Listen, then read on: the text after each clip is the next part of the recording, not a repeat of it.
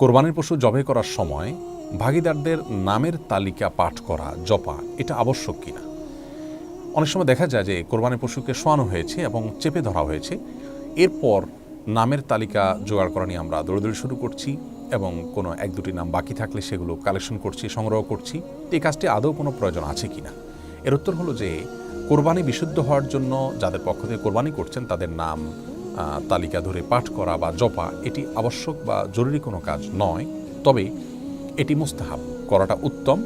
তবে এর মানে এই নয় যে পশুকে শোয়ানোর পরে এটি করবেন। আগে থেকে নামের তালিকা যদি প্রস্তুত থাকে তাহলে আপনি জবের ঠিক আগ মুহূর্তে বিসমিল্লাহি আল্লাহু আকবার আল্লাহুম্মা মিনকা ওয়ালাক পাঠ করার পর যাদের পক্ষ থেকে কোরবানি করছেন তাদের নাম উল্লেখ করলেন, আল্লাহ এটা অমুক অমুকের তরফ থেকে আপনি কোরবানি হিসেবে কবুল করুন, এভাবে বলে আপনি জবে শুরু করলেন। তো এর মাধ্যমে আমাদের কোরবানি বিশুদ্ধ হয়ে যাবে। কিন্তু তালিকা যদি আগে থেকে প্রস্তুত না থাকে তাহলে আজমালিভাবে আপনি বলতে পারেন আল্লাহ এটি যারা কোরবানি নিয়ত করেছেন তাদের সবার তরফ থেকে আপনি কবুল করে নিন। এর মাধ্যমেও আপনার কোরবানি আদায় হয়ে যাবে।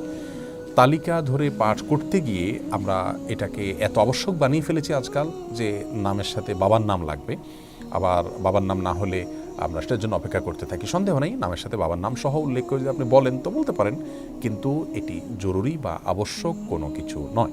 রাসূল আকরাম সাল্লাল্লাহু আলাইহি ওয়াসাল্লাম কোরবানি করার সময় বলেছেন বিসমিল্লাহ আল্লাহু আকবার আল্লাহুম্মা মিনকা ওয়ালাক, এরপরে বলেছেন আল্লাহুম্মা তাকাব্বাল মিন মুহাম্মদ ওয়া মিন আলি মুহাম্মদ ওয়া মিন উম্মতি মুহাম্মদ। যার অর্থ হলো আল্লাহ এই পশুকে আপনি মুহাম্মদ, তার পরিবার এবং তার উম্মতের তরফ থেকে কবুল করে নিন, এটি বলে তিনি চুরিচালনা শুরু করেছেন। অতএব আমরাও এটি শেষ মুহূর্তে বললে সেটা মুস্তাহাব, উত্তম, ভালো, সন্দেহ নাই, কিন্তু এটিকে আবশ্যক মনে করে পশুকে হয়তো কষ্ট দেওয়ার কোনো কারণ নেই। আর আগে থেকে প্রস্তুতি থাকা উচিত এর জন্য। আল্লাহ তাআলা আমাদেরকে বোঝার তৌফিক দান।